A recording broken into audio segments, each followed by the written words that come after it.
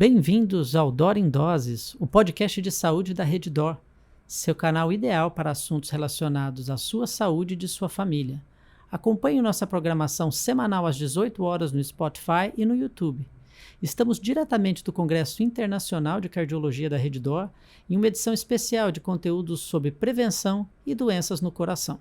Meu nome é Marco Túlio, sou cardiologista e no episódio de hoje falaremos sobre fibrilação atrial com a presença do Dr. Cláudio Munhoz.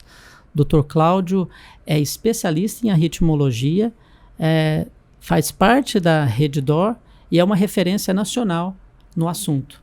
Dr. Cláudio, o que é fibrilação atrial? Que doença é essa e se ela traz risco de vida? Bom, obrigado Marco Túlio pela presença, por estar aqui discutindo esse assunto com vocês. É uma iniciativa fantástica da Rede Dor, está abordando temas de tamanha relevância para o público leigo. Então, indo diretamente ao assunto do dia, a fibrilação atrial é uma doença cardíaca, onde você tem uma alteração do ritmo cardíaco.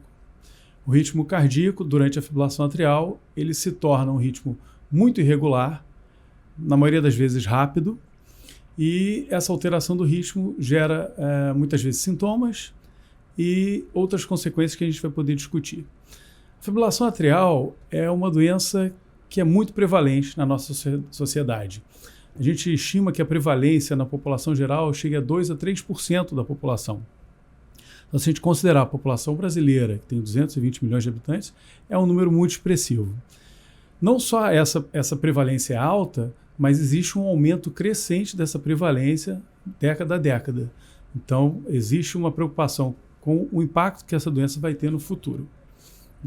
E qual é a importância da fibrilação atrial? Se é uma doença tão comum, por que a gente deve se preocupar? A fibrilação atrial ela traz muitos sintomas. Sintomas como palpitação, sintomas de tonteira, sintomas de cansaço, que são sintomas que muitas vezes vão levar o paciente à emergência. Então, esse paciente possivelmente vai buscar atendimento médico e ele precisa ter um suporte de atendimento eficaz para identificar o problema. Então, o primeiro passo, diante de um paciente com sintomas que procura o atendimento, seja do consultório ou da emergência, ele precisa ter identificação da fibrilação atrial feita. E essa identificação basicamente é feita através de um exame muito simples, que é o eletrocardiograma. Exame físico e eletrocardiograma. O eletrocardiograma é o método de escolha para se confirmar a presença da fibrilação atrial, aquele ritmo cardíaco irregular, ele vai ser registrado no eletrocardiograma. A partir do momento que se identifica a fibrilação, a gente vai tentar entender em que momento essa fibrilação está acontecendo. Ela já vem acontecendo há dias, semanas, ou um tempo indeterminado, é uma coisa que acabou de acontecer. Ela é um processo que ele já teve diferentes episódios documentados ou é o primeiro episódio. Não só a identificação do tempo de duração da doença é importante, como também em que contexto isso está acontecendo. Essa arritmia está acontecendo numa situação, num paciente sem nenhuma outra doença, um paciente saudável, ou é num doente que tem doenças associadas que aumentam o risco da própria fibrilação, né?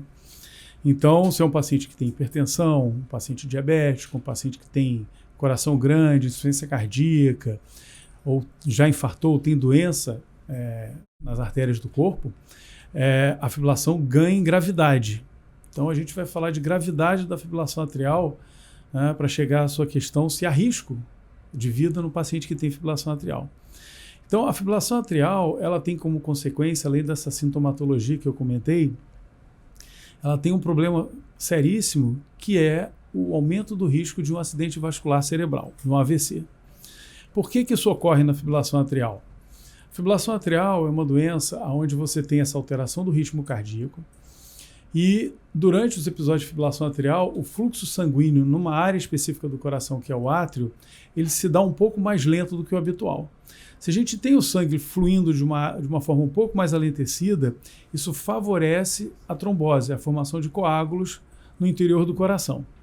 Caso o paciente desenvolva um coágulo, esse coágulo pode permanecer alojado dentro do coração ou, eventualmente, ele pode se deslocar do coração e seguir o caminho da circulação sanguínea natural do nosso corpo, que percorre, a partir do coração, um fluxo para o cérebro, fluxo para os membros, fluxo para o abdômen. Então, esse coágulo ele pode seguir o rumo e entupir alguma artéria do corpo.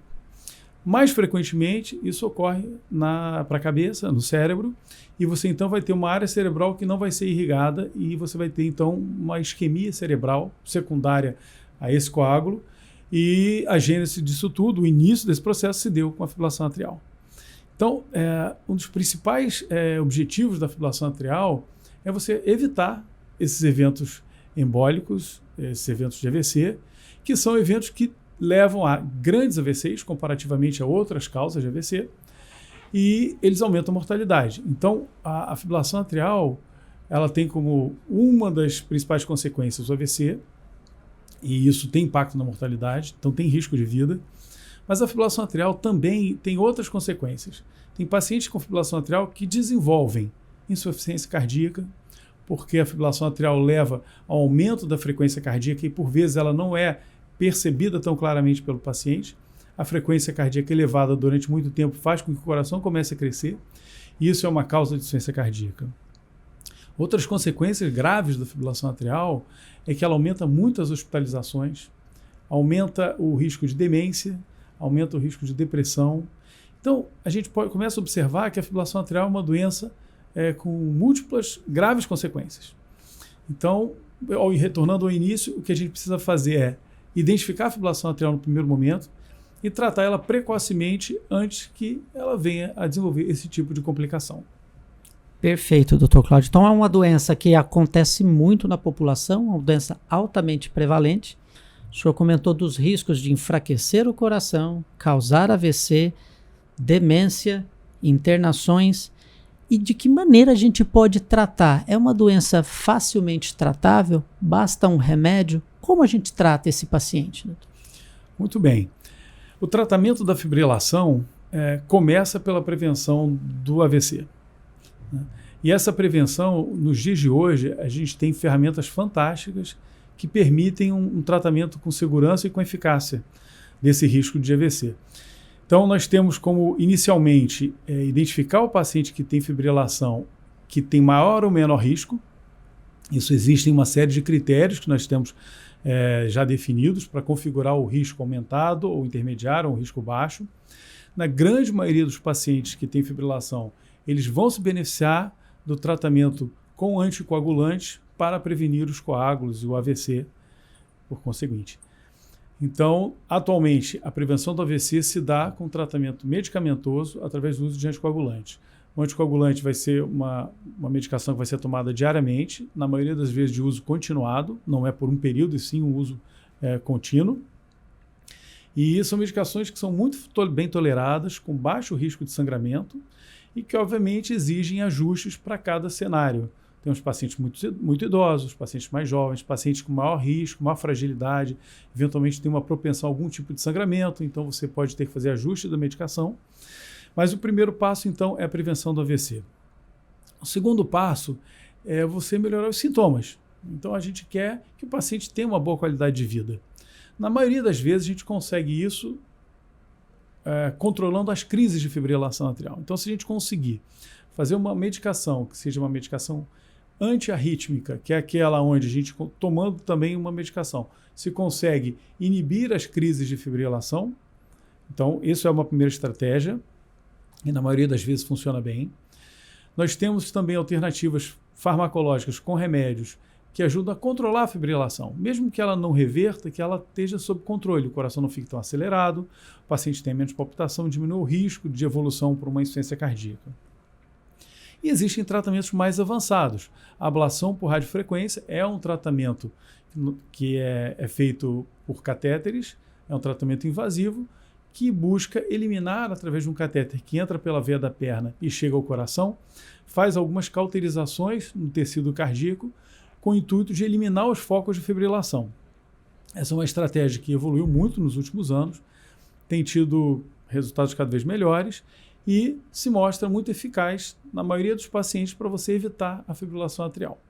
Então, a gente deve escalonar o nosso tratamento em prevenção de eventos cerebrais, controle de sintoma, controle das crises e ao fim, nós temos que fazer uma estratégia que é fundamental, que não envolve só o especialista em arritmia, mas envolve o médico em geral, que é o controle dos fatores de risco que levam a pessoa a ter fibrilação atrial. Então, nós sabemos hoje em dia que os principais fatores que fazem um paciente ter fibrilação atrial são muito conhecidos, né? A idade é o principal deles. Então, o nosso envelhecimento aumenta o nosso risco de ter fibrilação atrial. Então, isso é inerente a qualquer pessoa. Você vai aumentar o seu risco de fibrilação com o passar dos anos. Aos 80 anos, nós temos uma prevalência de 10% da população em fibrilação atrial. Então, a idade é um fator relevante, hipertensão, doença coronariana, sedentarismo, álcool, ingesta de álcool em excesso é um fator de risco importante na recorrência e no aumento de episódios de fibrilação atrial. Então, quando a gente identifica esses fatores no nosso paciente que chegou com uma arritmia, uma fibrilação atrial, é papel fundamental do médico intervir em cada um desses fatores. Então, a pressão tem que estar controlada, ele não tem como mexer na idade do paciente, mas ele pode controlar esses fatores. Hipertensão, ele pode controlar a glicose do paciente, ele pode estimular a perda de peso, exercício, avaliar a qualidade do sono do paciente, se o paciente tem apneia do sono, se tem um perfil de um paciente que ronca, que dorme mal, que tem sonolência diurna, suspeitar da apneia do sono, porque a apneia do sono também aumenta o risco de fibrilação.